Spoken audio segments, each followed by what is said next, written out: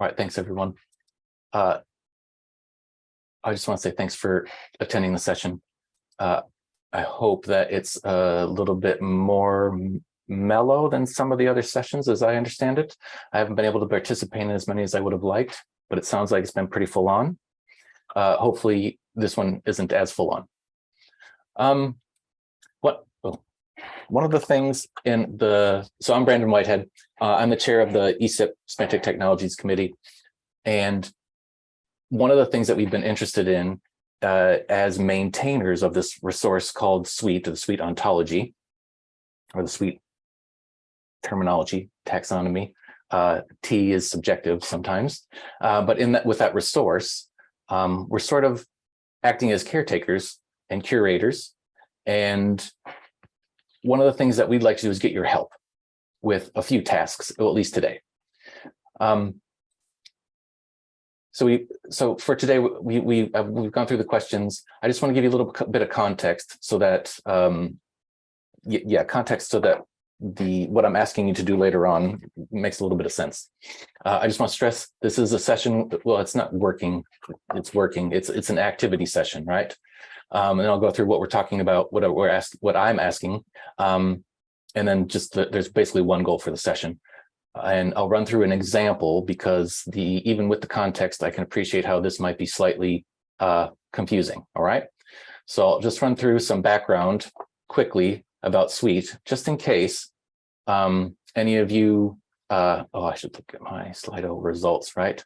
So I think most people found that that's what I want to do, results. Oh yeah, okay, so going back to the first question, so it sounds like everybody's at least heard of SWEET, okay? Apologies for the fumble there. Everybody's at least heard of it. So it's this resource that came out of NASA JPL a long time ago. It was created internally, and then they released it around 2017. And when they released it, Lewis McGivney was sort of spearheading that, and ESIP sort of became the group of the Semantic Technologies Committee sort of became the group of people that were, I guess, de facto maintainers in a sense. Although it could be anyone, it just is typically the group that tends to sort of talk about it and work on it. Come on, there we go. So it's got some sort of broad positives about the structure, right? There's a lot of concepts, and it's got broad coverage. It was considered massive. I'd say now it's probably kind of middle of the road, but it was separated into modules so that it was easier to work on. And that may be a topic we can discuss another time, whether or not that's necessary anymore. But right now, the ontology, you can load the whole thing from one file, but you can also just work on bits of it, you can work on modules if you like, instead of loading the whole thing. It's got a bit of structure. Okay, so this is just for people that are either a refresher or if you're not really familiar with it. You don't really need to know any of this. This is just to give you an idea of what the ontologies or the modules how they tend to be grouped, right? So we have different types of relations. There's sort of states. If you ever look at the file names, they're named like some state thing, some phenomenon, some realm, like Helio or something like that. So in the past, they tried to name the modules clever so that they reflected what's in the ontology for human consumption. But again, this is just sort of to give you an idea of how it's organized internally. We won't really need to we don't really need to deal with this at all. This is just sort of give you an idea. We're currently working on version 3.6. We've got a couple hundred commits that we're going through. And the example of recent updates and upgrades, just to give you an idea of the types of things we've been working on and dealing with, are just like adding RDFS label was one of the first big ones, right? Because when it came out, when NASA released it, there were no labeling properties at all, okay? So that was one of the things that we tried to sort of automate and get through. Sorry about that. Normalizing all the namespaces, as you might envision. If you've got several hundred files, kind of things can get out of hand, especially in the headers. With some of the older tooling, automating that wasn't as straightforward. And there's been an effort to create mappings to SSN, DCAT, QUDT, And there was an effort to do GCMD that's sort of on pause while we go through this exercise to see if it's still something that we want to pursue. So the other bit that I think is important, at least from a semantic tech standpoint, is that web-enabled part, right, where we have dereferenceable URIs. You got a pilot. There's a pilot instance running. It's hosted on the ESIPS Community Ontology repository, so it's openly accessible there. Also on the GitHub repository, anyone can download it. It's got, I think, on the previous slide you saw it had a CC0 license, so it's in the public domain. And it's the bottom point, I think, is something worth considering. It's well known. It's been around since been around in some form since around 2003. So it's sort of well known, and that can be a good and there can be inertia there.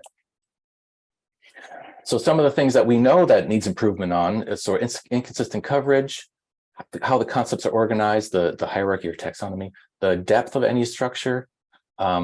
It lacks concept definitions for many. I would say it's, if I remember right, it's around 90% lack definitions, and I mean human readable definitions. The documentation is in progress, and everybody's got a problem with funding. So today, during this session, I want to have a look at improving the definitions that are associated with suite concepts, and I'll come around to what that means in a few minutes. In the past, we've noted that there are use cases around discovery, so document discovery, data integration or interoperability, the annotation of data sets, right? There's a smaller group of people interested in automated reasoning, but one of the big things in the overarching themes includes some form of linking research artifacts, which you could subset from some of the other bullet points. So one of the ways that we wanted to go forward, there was a lot of discussion around this, and in 2020 at the January meeting, I believe, we had a massive discussion. There were several massive discussions, but it kind of sort of culminated in a proposal stemming from that meeting, where because there seems to be a lot of uncertainty about how we manage diversity across vocabularies, right? So all the different resources. And how do you manage what the semantics are? What do they mean, even at a sort of glossary dictionary level? Simon, those of you know, Dr. Shorthair is Simon Cox. He had a proposal on how to map suite to different vocabularies. Or one of the other, as part of that proposal, there were 3 scenarios. 2 of them involved sort of hardcore mappings, and the third one was using suite as a hub for definitions. Okay, different definitions from different concept spaces or ontologies. If we could bring them in and sort of sort out the space, if you like, that would be one advantage or one possibility. And I think that piqued the interest of a lot of people. It seemed to, based on the discussion. So we thought we would go ahead, and we go ahead with it. We had a vote. There was many people in favor, and we ended up going. We're taking this route.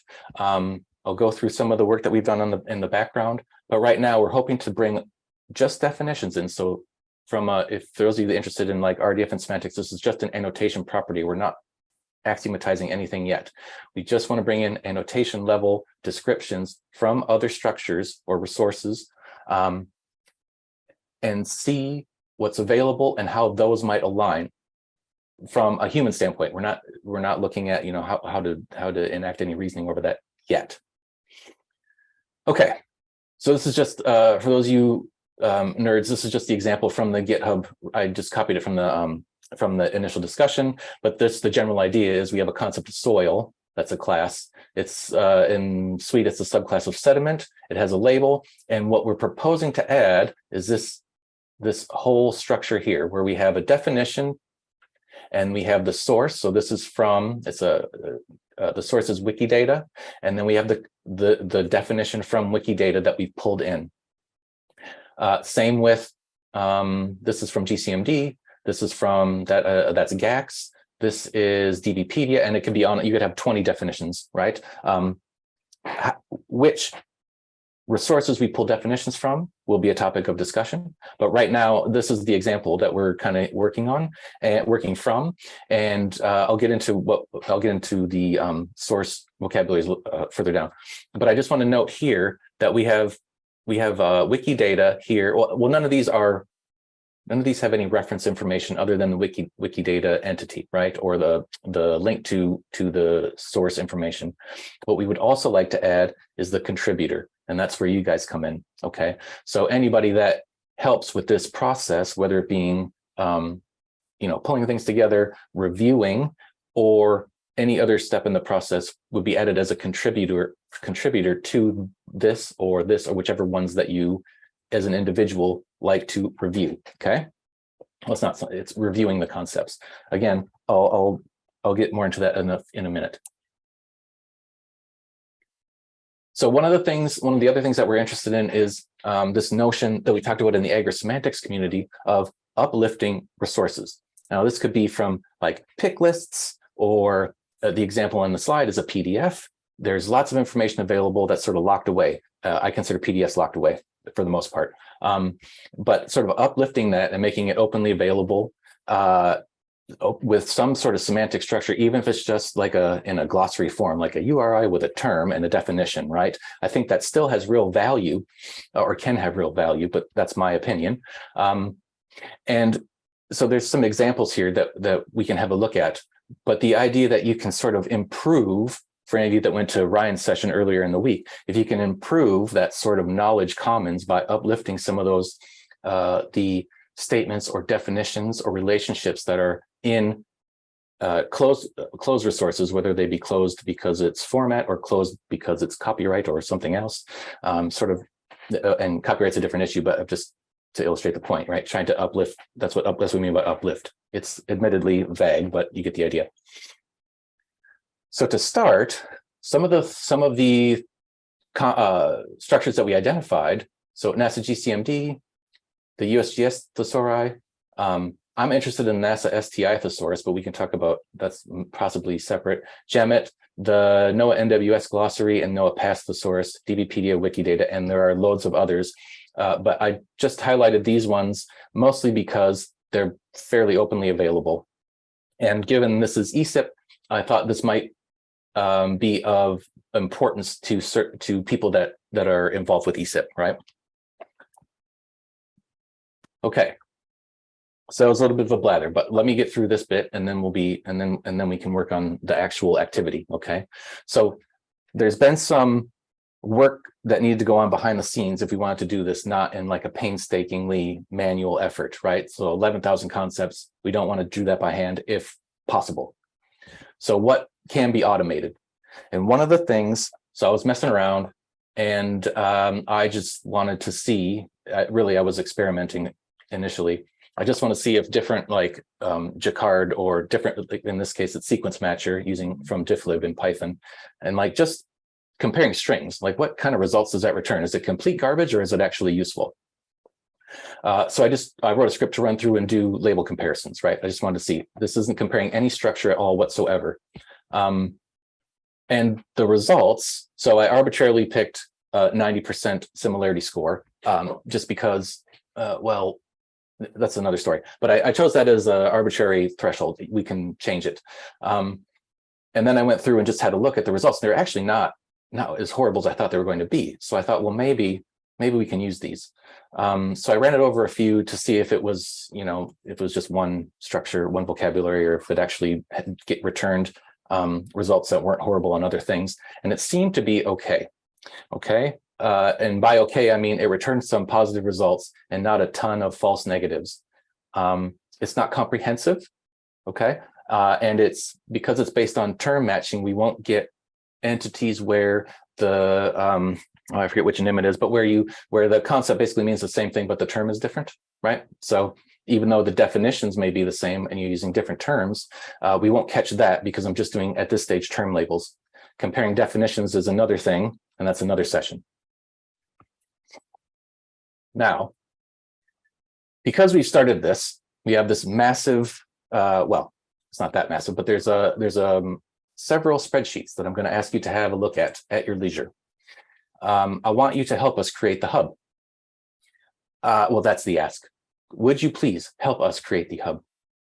We've got candidate matches, but in my opinion, they need human review. Now, there's probably ways that we could invest in some sexier NLP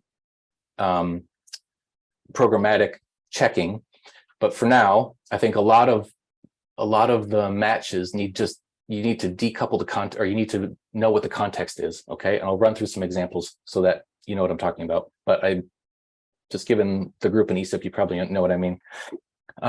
So yeah, grab your ORCID if you want to at all be recognized for your contribution today. We're going to ask you to review some candidate matches as fast or as slow as you like. You can, and then please add your ORCID and any comments you may have to those matches. And so I just want to note here that any work you do today, you will be added to the contributor list, right? We're not distinguishing between positive and false matches and blah, blah. Just if you have comments, add comments. You're not sure, that's great. We're going to stay in the room, okay, to discuss possible hurdles or questions that anybody may have. If there are lots of questions, we can make breakout rooms.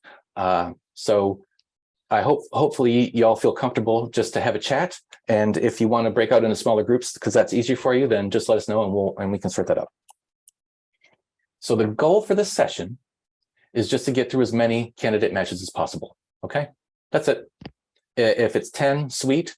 If it's all of them, excellent. I have no expectations other than I hope some of them get checked off.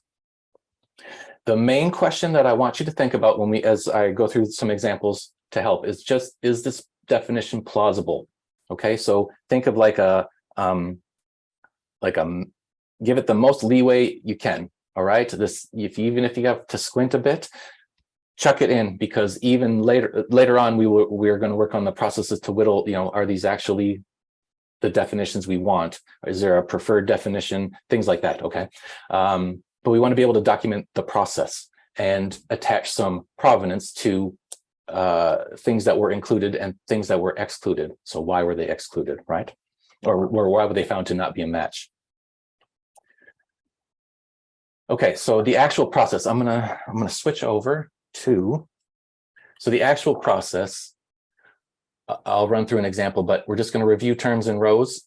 Again, is it plausible? Don't worry about singular versus plural terminology. In most cases, we're more concerned with the definition, but again, this will be an open session and we can have chats about that if anybody is unsure. In some cases, I didn't catch this until later, there are rows with no target definition. So we know Suite, it'll have RDFS comments from Wikidata in some cases, and those are in the spreadsheets for you to evaluate the context. In some cases, there's just two term matches and neither one of them have definitions. I forget exactly which one it is, but I'll try to find it when we do the example. In that one, just in the case of that one, just ignore it. Obviously, there's nothing to add. It's just something that I missed when I was going through the results.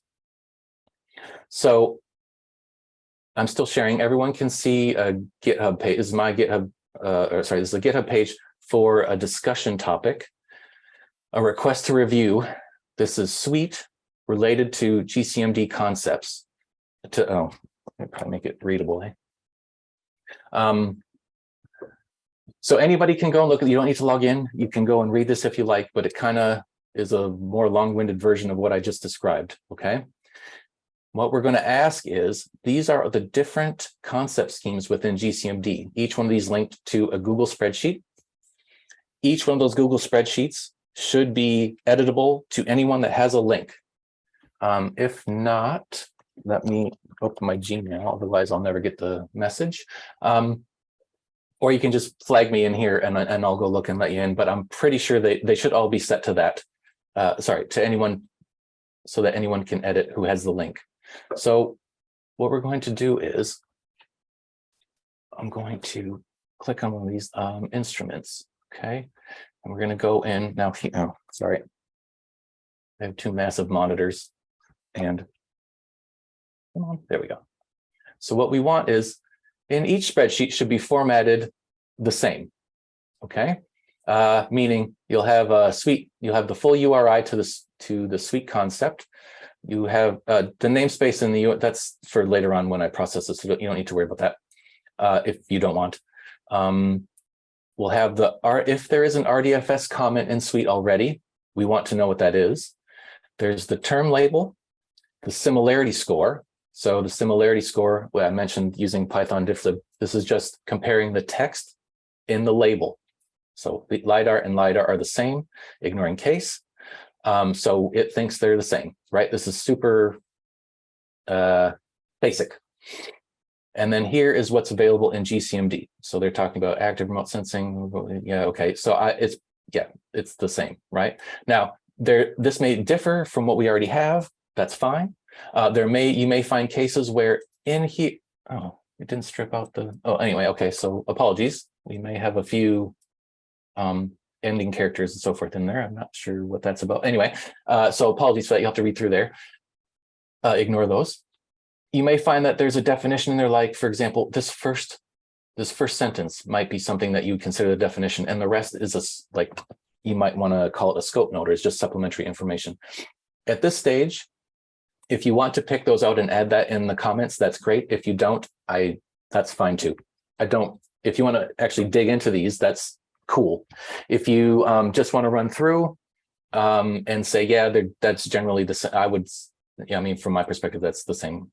Oh, sorry, what happened there? Okay, that's the same concept. So I would just scroll over here and say there should be so here's a comments field, the reviewer one. I would just bang my ORCID ID in there, or my name. If you don't want to use your ORCID ID, just put your name in. Reviewer, I put in 2 reviewers just because we're looking for two extra reviewers in addition to myself. I went through them, but there can be more. So just add reviewer 2, 3, whatever it is. And you can add your ORCID ID. Everyone, please add comments if you think they need them. If it's straightforward, just add your ID and to me, for the purposes of this work, if there is nothing in the comments and there's more reviewer IDs here, that means that they agree that it's a match. Basically, you're agreeing with me that it's not a false positive. Okay. My initial run through after I looked at the results and I pulled out the obvious, I mentioned in the other slide, like adsorption and absorption, that's an obvious false positive, right? They are similar because there's only 1 letter difference in the label. And I did a quick run through and picked out those ones. Those ones are in here. Okay, instruments removed, where I tried to pick out the false positives. You are certainly welcome to go in here and check my work. It was a quick thing. It seemed reasonable at the time. I haven't looked at this in a while, but you are certainly welcome to go in and comment, or throw a maybe in there, or move it back, copy and move it back over if you feel that I was wrong. That's what the session's about. Okay.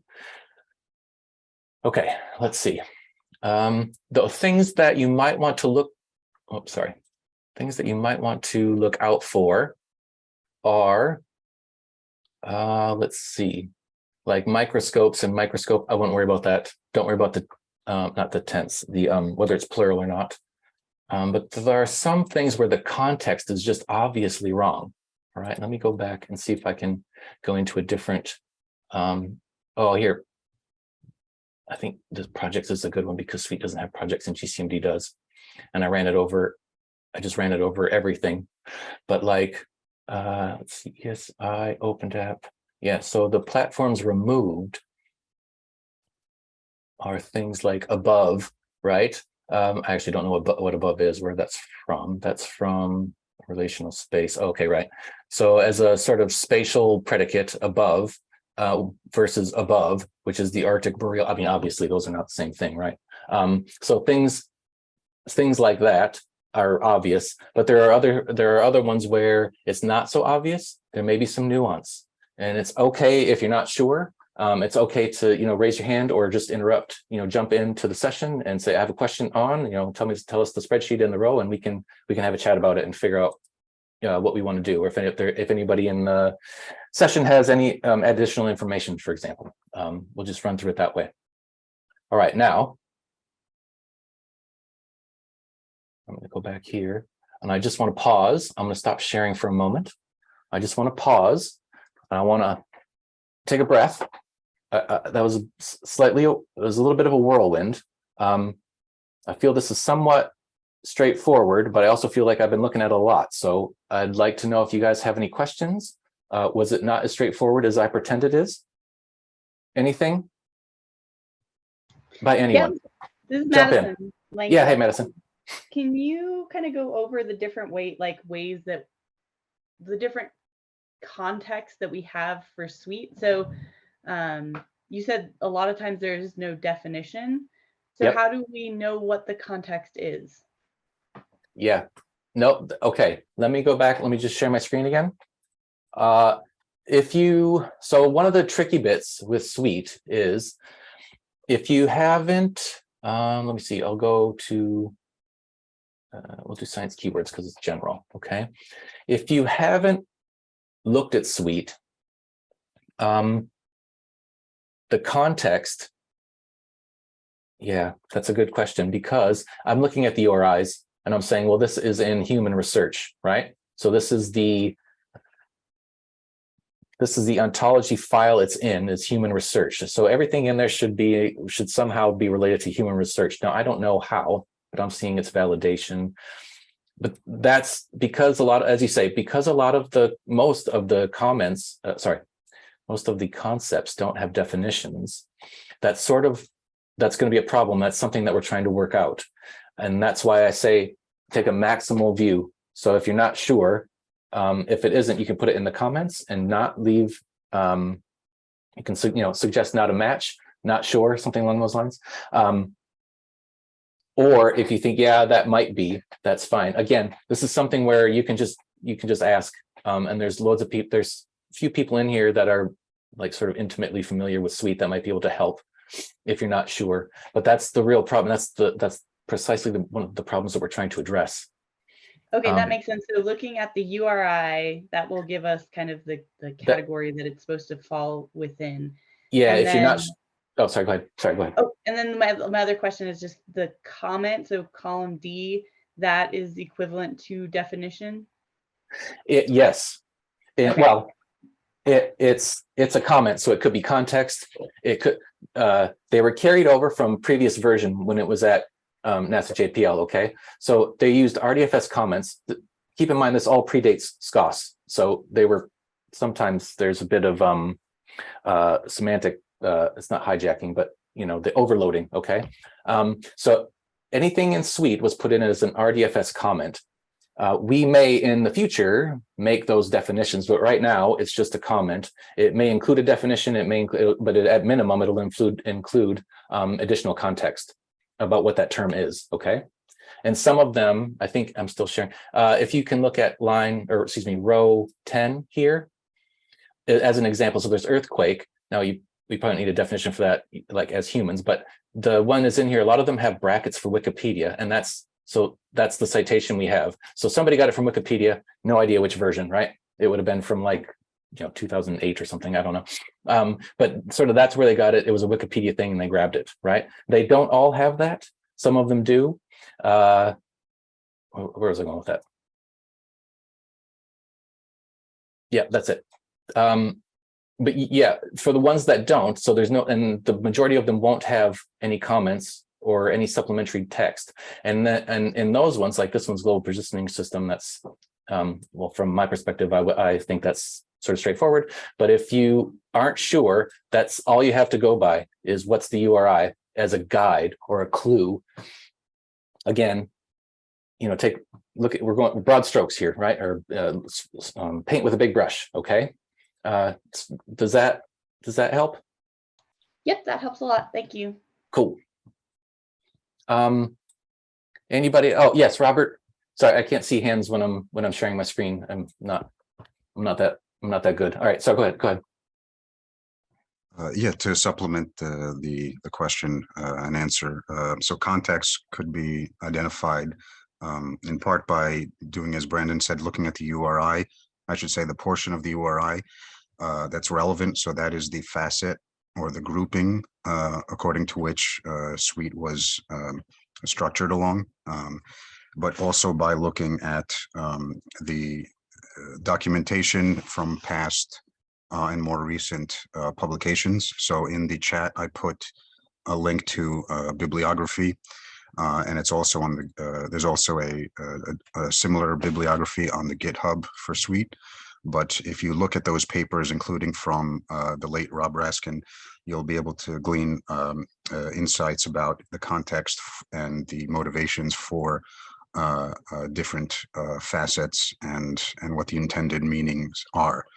And also a third way to identify context is basically to put yourself in their shoes and to rely on also your intuition, since I'm sure many in the audience will have similar technical backgrounds as the original Suite developers. So it's a combination of these things, and where there's lacking information, then that is a topic for more discussion. Over. Yep. Yeah, thanks for that, Robert. I just want to so I started sharing my screen.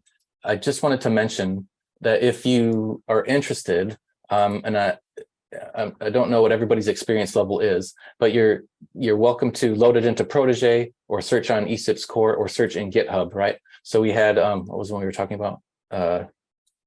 We'll just pick one, right? So if we go here and we can search, okay, and just search in the repository, and it should come up with, all right, so here we've got, this is the comments file. So the comments were brought in afterwards because they were split out somehow. So the comments file just has all the RDFS comments, but when you load the holotology, everything gets built. So it shows, everything shows up in context. But so here we have magnetic motion, magma motion, volcanic activity, subclass of volcanic activity. Okay, so this is effectively looking at what's in the turtle file, if that is something that you want to look at, right? You can look at the same information if you were to load Suite into Protege, and if you want, I can show you, quickly how to load that. So those are sort of the tools or the resources that we have right now, at our fingertips, right? It's trying to figure out, is this in the domain of discourse, right? Is this an environmental term that's actually in agriculture, or is this, you know what I mean? That's what we're trying to sort out. That's why I think it makes sense to have a human help with this, because. Sorry, did that last bit help at all? I'm just going to stop sharing quick so I can see. Are there any questions or concerns or anything really? Additional comments? Because what I'm proposing then is everyone who's interested, just pick a spreadsheet to start in. I don't anticipate anybody would need. I don't anticipate needing a strong sort of domain background for most of these terms. Okay, I think a lot of this is just human experience or experiential, and understanding context, which obviously we can do quite well. So I don't. But if you find that there are terms and you're not sure, again, we're going to leave the session open. This is like a work. Think of it as a virtual workroom, and just, you don't have to raise your hand. Just start. I'll be here. Other people in here that work on Suite are available. Just say, hey, I have a question. And if it turns into something where there are a lot, we'll split off into we can split off into rooms and have discussions independently if it becomes kind of too much. Okay. Yeah, that's all I had. That's all I have. So if there's no comments or questions, I was just going to let you go. If you want, if it's helpful at all, I'm not sure if it would be a helpful or a distraction. I could just start screen sharing and just start working on them, if that's somehow helpful. But yeah, I kind of need some feedback. Otherwise, I'm not sure if that is or not. Does that make sense to everyone?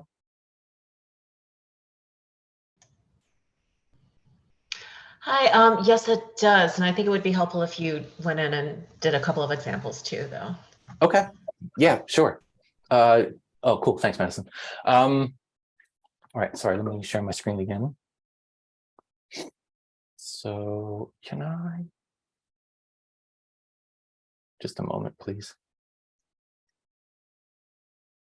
Just going to switch this up. So, all right, now I want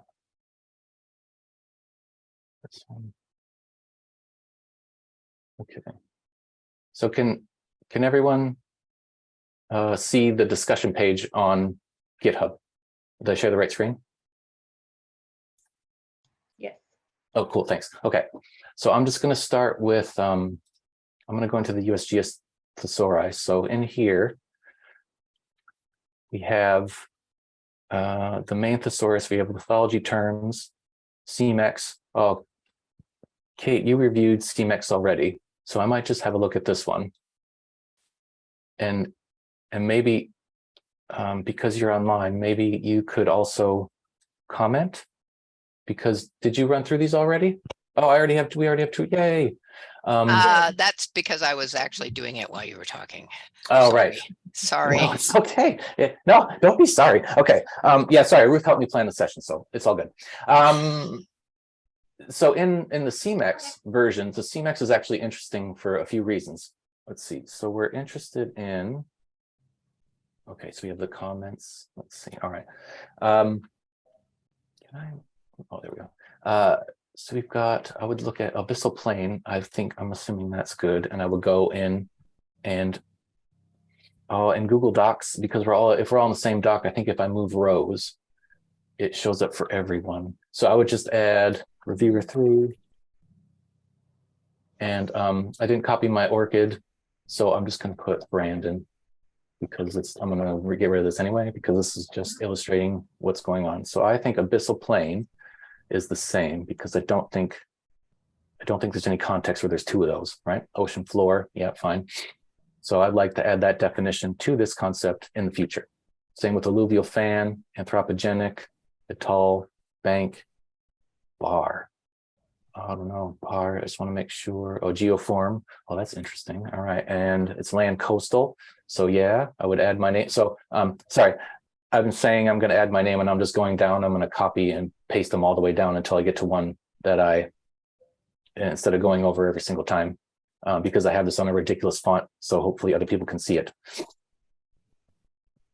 So yeah, I'm just gonna cruise down. So Barrier Island, let's see, oh, nice, thanks for adding the comments. And there's oh, I won't dig into the comments now, sorry. Okay, basin. All right, oh, we've got 2 basins, geobasin and a hydro body. Ugh. Okay, general term. Land surface. Yeah. Well, the problem is at the basin level, it's actually not, but because they're talking about land surface, yeah, okay, term missing. Yeah, okay, sweet.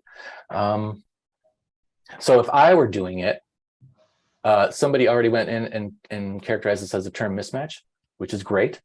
When I was looking, I'm thinking, so I have built other things for basins, and I wouldn't distinguish between if it's on the surface or underground, essentially. I know they're talking about hydro bodies, but it's still sort of a superclass. So I would add it in hopes that later on we would be able to go through and say we need some subclassing here or superclassing. But that's this is perfect the way you've done it. It's a level deeper than I would have done. So this is great. Yeah, I think if I remember correctly, it was because of the suite context, I suppose, because Yep. the one is, oh, you moved, yeah. It's different. So I think the basin is actually like the surface, the land surface, and Yep. not a hydrologic body. So yeah. No, you're right. You're absolutely right. that was that one, if I remember. You're Okay. right. So we have beach. A question about this. Yeah. Wouldn't the intent also be to have a definition in suite? And how do you go about getting that? Okay, that's a good question, Gary. So right now we're working in spreadsheets because I thought this would be more accessible. Okay. No, sorry. After we have, I'm going to scroll over. After we have like I'd say at least 2 reviewers, okay, for each, possibly 3 reviewers for each concept, for each match. So let's say that's agreement, all right, just for the sake of argument right now, that's agreement. What I'm going to do, I have a script to do, is to just run through the spreadsheet, and it will pull out the ones that are considered matches. So in this case, the term context match. We don't need that. I'm just using that as an example because it's here.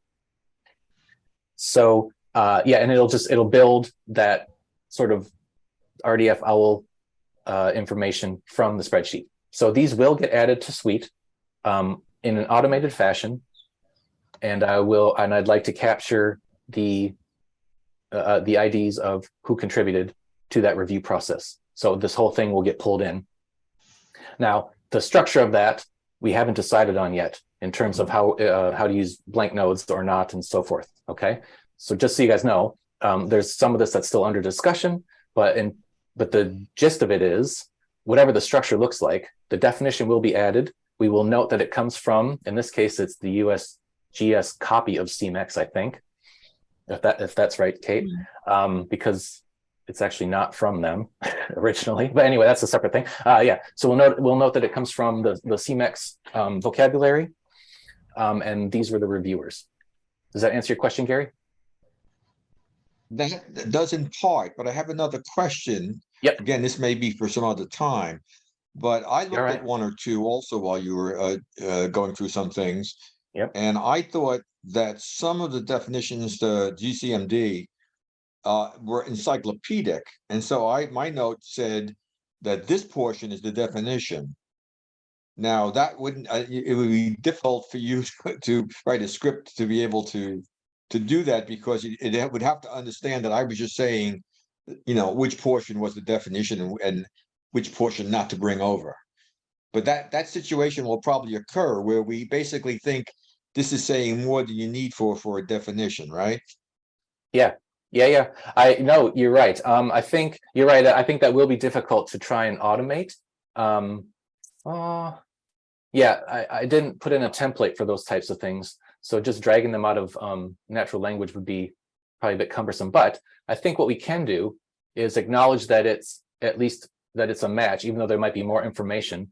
And then we might be able to just make a subset and go through and either do it by hand or identify those concepts that we need. I mean, that's, sorry, Gary, when we do this in other You're instances, also going to run into the situation where there will be 3 sources of definitions and you basically think they match, but the definitions are all different. Yeah. And then the question becomes, well, which one goes into Suite? Well, it could be neither or none of them. It could be a synthesized version, right? That's what we do when we were looking at harmonizing across Suite and Envo, right? We read the different definitions and we say what this should actually be is, and then we provide a concise one. You can add a bunch of the other information in as like scope notes or using other predicates, but the definition can be the synthesized and possibly truncated version. And those are all, this is just me talking aloud about how it might look. These are all things that we can discuss at the follow-on meetings. Okay. Again, down the road, when you look at what Envo has, we have a definition. It involves a concept which is defined elsewhere in Envo. So we use that concept like mass loss or something like that. We're not doing that at this level yet. Correct.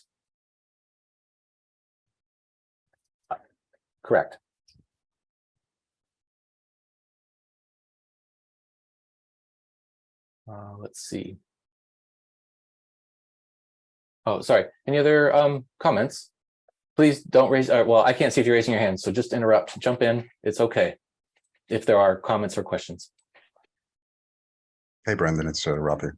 Hey, what's up? Yeah, so just to provide some input on the definitions topic. So from past meetings, including the last Suite presentation, last year's, that is one topic that we discussed. I proposed also local definitions for Suite. So in general, there's different development paths. That can be taken. Also something I raised, I think 2 years ago. And so that can include including local definitions of Suite, which I proposed forming working groups for distinct sections or distinct topics areas. And then another development path, which could occur simultaneously, is to include various definitions from external sources. And that would allow a flexibility of users to select a definition that they like. So those are 2 examples of development paths for definitions. When it comes to the sort of definitions, that also matters. So There are many types of definition. One form of definition in which it would be axiomatized may or may not be desired by a given project, may or may not be needed, and it also imposes more constraints that may be too much for certain requirements. Yeah, but Over. I hear what you're saying. But I wanted to be clear about that. None of these at this stage are going to be axiomatized. This is all going to be jammed into various or different annotation properties. Okay, that's where we're going. That's the direction that this is headed first. And not to say that I disagree with what you're saying. I think that's further down the line. We'll need to organize how we want to attack that problem. The first bit is, and for me, it's let's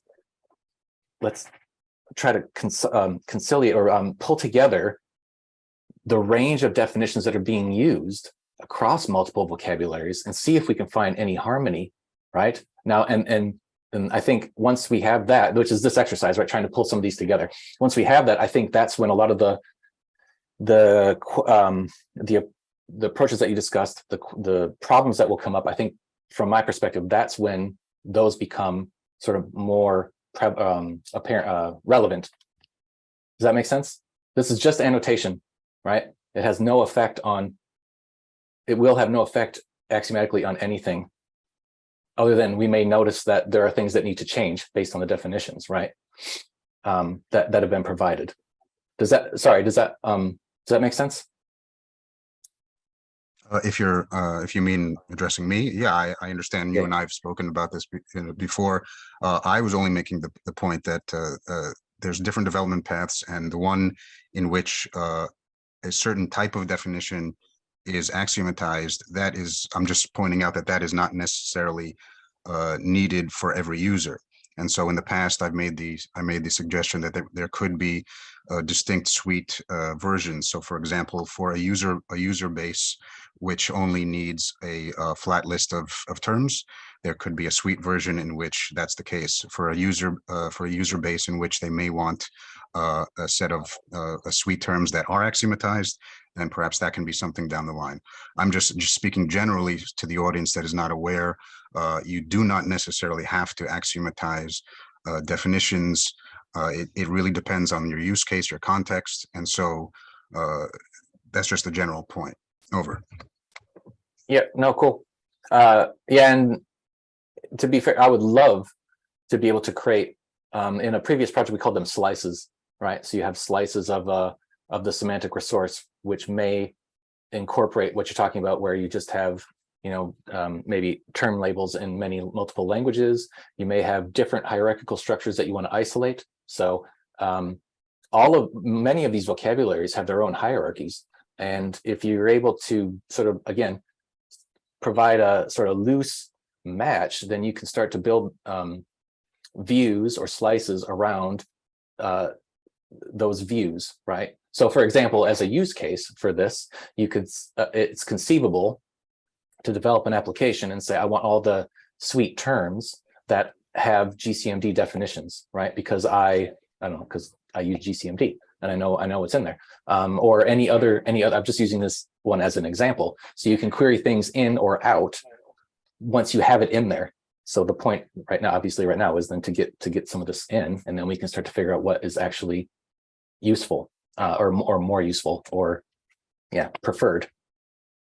Yeah, very good points. I think it would be a really novel and innovative and interesting path or vision if we have various suite versions like other knowledge organization systems, where it goes along this spectrum of knowledge organization systems. So suite, like I said, as a flat vocabulary, perhaps a controlled vocabulary, suite as a complex, full axiomatized ontology, something in between, suite as a thesaurus, things of that nature. I think that would be a very innovative path to show the various types of systems that you can create, which have various capabilities depending on the level of complexity, and so forth. And then that way you can reach a wider audience who may not necessarily need, for example, complete first order logic or definition or whatnot. So I think that would be pretty cool.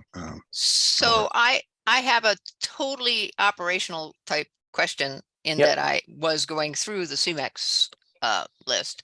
Yep. And I disagreed with the other two reviewer on a couple of things, and it's Yep. probably because I've spent too much time looking at the suite hierarchy.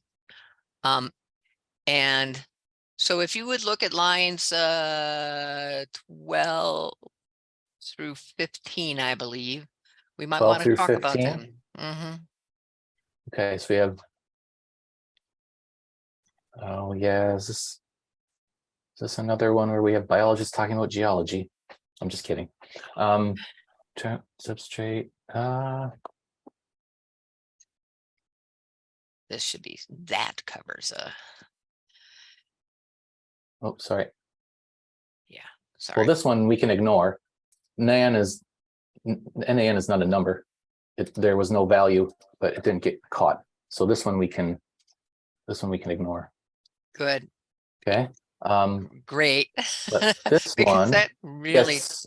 Sorry, I thought I Yeah. switched all those on my post-processing, so apologies. If you see NaN, that's just a pandas that didn't have a value. okay. Like on Suite, I switched them all to this on the end. Maybe I must have missed CMEX. Anyway, apologies for that. That's my error. Sorry, and it was 12 through 15, you said? Right, Bold, so yeah, just look at the comments. Um, The RED comments are mine. yeah, So, okay. so- You can, sorry, Ruth, anybody, if you want, I just put one comment field in. I don't know why. You can add, like, if you wanted to add another comment field over here and put reviewer 2 comments or something, just so that it doesn't get confusing, please do so. That's completely, I mean, whatever you're comfortable with, this is fine too. I'm just saying if that's something that's useful, then please, if you have a lot of comments, there are lots of people with lots of comments, then that might be something to consider. Okay. Sorry, but to answer your question, a boulder is not a gravel. Yeah, I agree. I would still, based on what's in here, I would, that's a good question. That's sediment. Ruth, I so would still a add, boulder in the classification scheme that CMEX uses, which is derived from very well established, longstanding classifications for substrate particle sizes, which are the Wentworth and Folk. A boulder is actually a subset of a gravel. So, but a boulder is a rock, a single item. uh-huh. And gravel is multiple items. It's not a substrate. Yes. The boulder that well, so this squished is going to be the difference gravel? in, I think, the context, right, between Suite and CMEX. So a substrate, yes, most definitely. We're talking about substrate particle sizes, right? So you have multiple particles that basically make up, a substrate surface. Right, I have no problem with the CMEX definition. I have a problem with where it's placed in Suite. yes, Okay. yes, Yeah. but So I think that we probably have the same problem with it then. I can't So- really find where that is in the, I was trying to find your, the link to that sheet in particular, but. Ruth, I think so. We're focused right now. If anybody is sort of following along, we're on this right here, this row, row 15 in the CMEX matches group. So this to me highlights exactly or part of the point of this exercise, right? I agree with what you're saying, but the issue isn't that these terms aren't at minimum related or similar. It's that this bit is what we have a problem with, right? And the hierarchy. And that's one of the things that I want to highlight that needs attention. And one of the ways to do that is to look at many definitions together, right? Because I'm sure we'll find other definitions that we think are more bouldery, that better capture how we want to define it. So from my perspective, and this is open, this is just my interpretation, this is open to discussion. My perspective, I would include the match, and then that becomes something that we can address when we get these in and say, look, they're one of these things is not like the others and that type of stuff. These really aren't related, or this fits in with a broader scope of definitions. It's just maybe more specific, or you get what I'm saying? Yes, I do. And that's exactly why I'm having this conversation, actually. Okay. Because you just convinced me that we have to have reviewer 2 comments and reviewer 1 comments and etc. Okay. Because otherwise this is going to be totally Okay. ridiculous. So I will move my comments over, because unless that, and it is true that I know Sweet a little bit too well. It would be hard to, I guess I'm having an issue with how lax the matching is. Yeah. No, I agree. I agree. One of the things, one of the things I'd like to do, but I think I wasn't sure if it was appropriate at this stage, is to start looking at distance between definitions, right? But this will be using the text. So this, think Jacquard or some other, it's a text metric, text similarity metric over the definitions. Now I could probably do something like that now, but I thought. Well, I just wanted to know where I should be drawing the line, and you just answered it for me, because I gave you 4 examples to draw from. Sorry, I didn't. To be fair, I didn't look at 12 and 13 in depth. The bedrock and the biogenic. Oh, actually, no, but it'd be the same answer. Yep, I'm pretty sure on all 3 cases. Yeah. The only one that was a little different was the NAN one, where I was going, what? Yeah, no, that was my error. Sorry about that. Okay, cool. Thank you. Yep.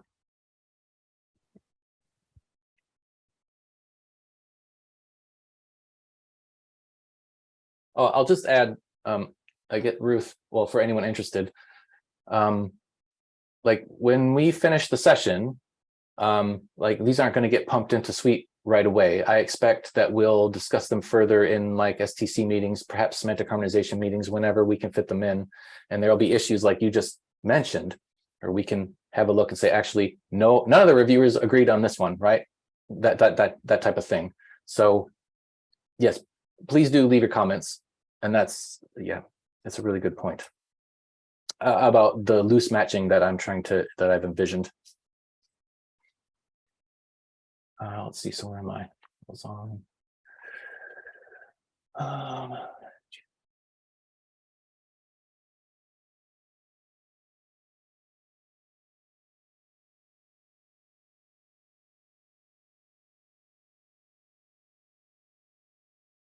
Oof.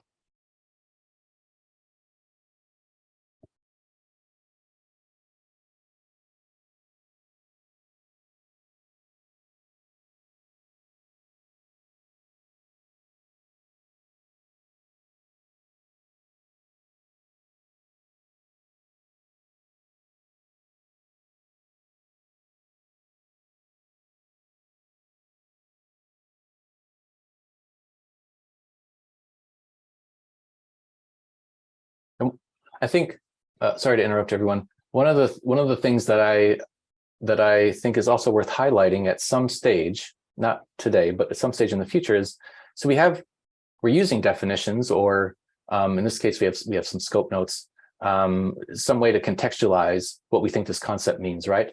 And now maybe that was in there and I missed it, but so this isn't a ding on CMEX, just generally speaking, like so this has this is a geoform. This is a channel and it's a definition, but where'd that come from, right? I don't believe the citations are in the version of CMEX I used. It may be in there, so I know. Sorry, Kate, I know you're in the session, and I don't mean this again to be a ding on CMEX specifically. It's just in generally speaking, like where are we getting these from, right? Yes, some of them actually in CMEX, and you do probably have to go back to the original standard document and look and see it. And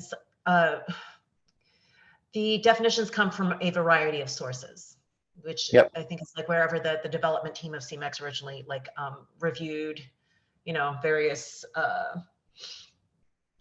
other thesauri and dictionaries and glossaries and things like that, and kind of pulled together, yeah, that stuff. So, and some of them do have referenced. Yeah, I was just looking at this with them, and then others do not. But you no, know, no, it was just sort of a blanket, you know, like, was it a team of experts, like you say, like reviewing glossary definitions and saying, no, this is what it is, right?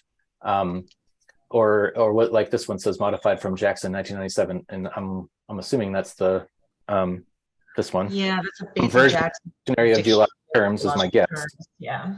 But and then there are various editions of that too. So exactly, which anyway, just that overarching sort of, where are these from? Like, was it an intern copying things in? Was it a team of experts built? You know no, what I'm saying? it's a team of experts, and then who, you know, went and sourced the definitions, and I'm sure that they probably discussed them if they needed to be discussed.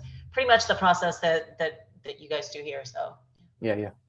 Oh yeah, but like at scale, like how do you do that for each one, right? Like, so like the USGS thesaurus, for example, there's others. Were they all developed the same way? Was it the same group of people? Like all those, you know what I'm saying? All those sort of provenance questions that we tend to not be super interested until we are. Does that make sense? Right. No, and I think that the provenance is really important, and that it's better to be like more diligent about it, like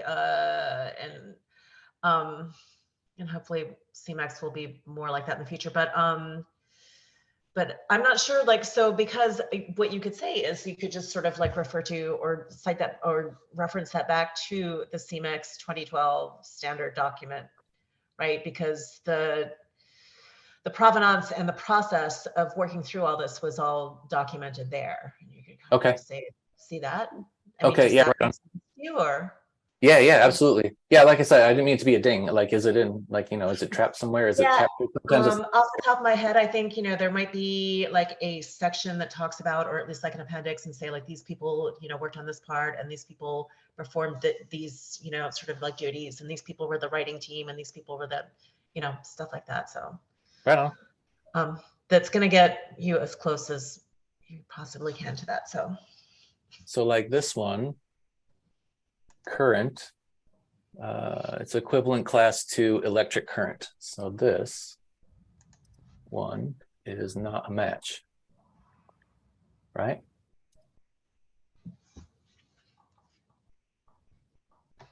So I will do,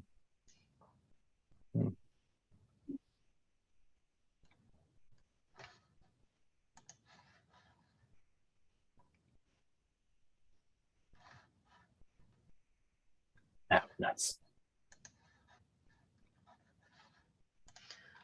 Okay, I'm back in here. Where you at? Oh, that's click Carvel. Current, this one.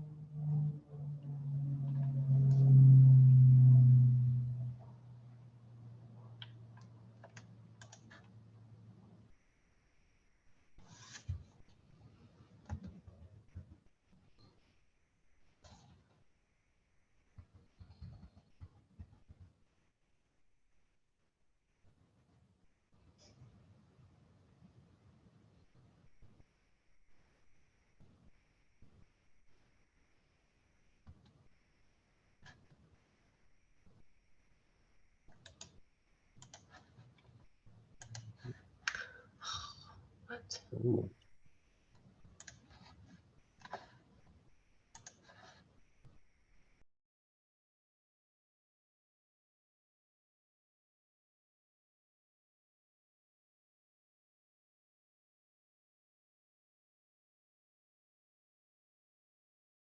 If I forget that I'm in a session and start talking to myself, somebody just give me a nudge.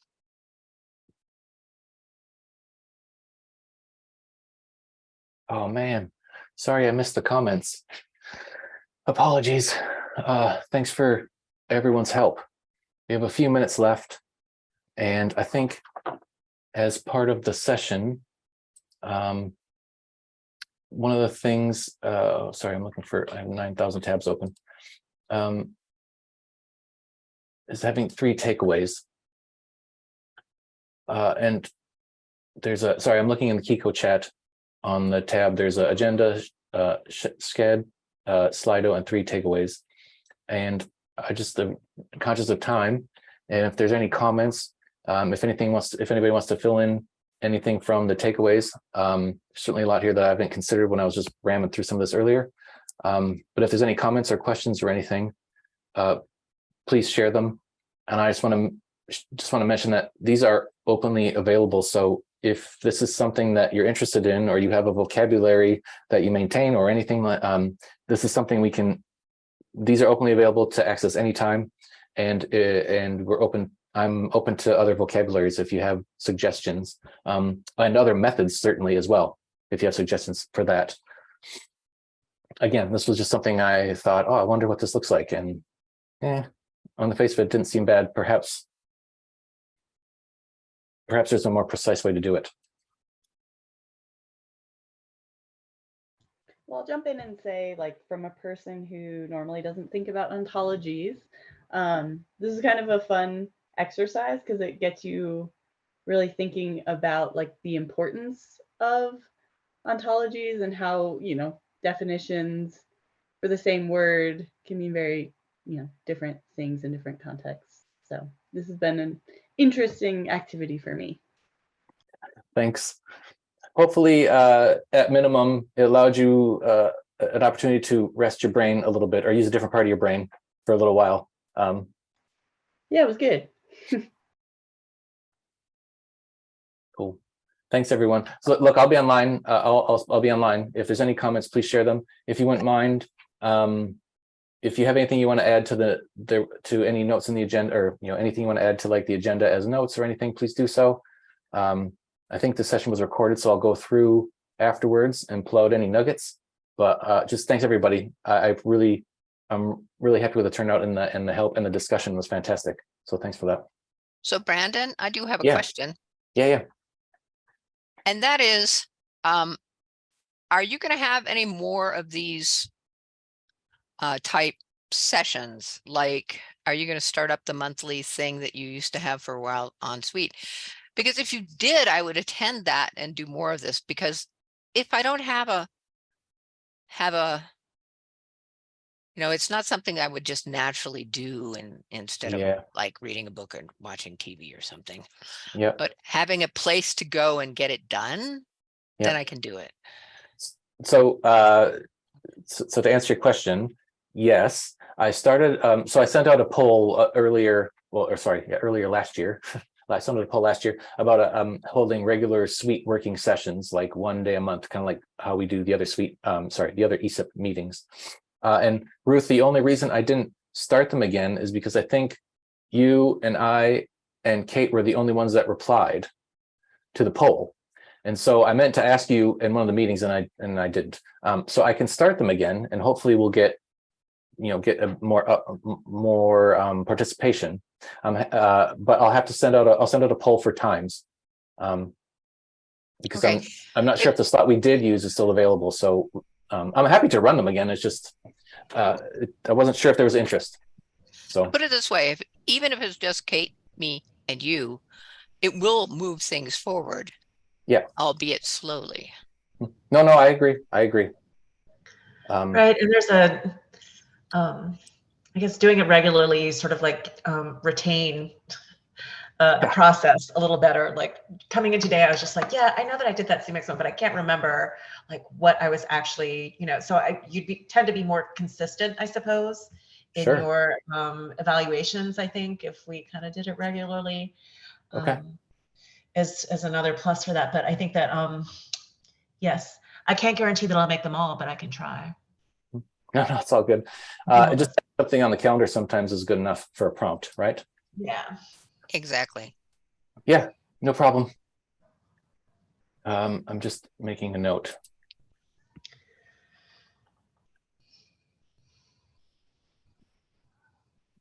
Okay. I'll ping Megan about that, or Allison. Allison's on. About time after the meeting, of course. Get a time sorted and send out a poll. Yeah, cool. Thanks, everyone.